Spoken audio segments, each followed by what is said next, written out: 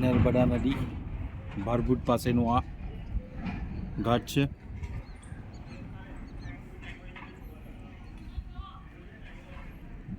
જુઓ તમે આ મેઇન મંદિર છે, 3 મંદિર છે. સોમેશ્વર મહાદેવ મંદિર, પછી પેલું કેવું હતું ભારેશ્વર મહામંદિર, અને પાછળ છે પંચમુખી મહાદેવ મંદિર. એટલે આ જ્યારે દર 18 વર્ષે જ્યારે મેળો હોય છે ત્યારે અહીંયા બધી ઘણી પબ્લિક આવે છે. એટલે એ લોકો માટે આ ધર્મશાળા જેવુંનો પણ વ્યવસ્થા લાગે છે. એક નાનું મંદિર બીજું એક અહીંયા પણ છે.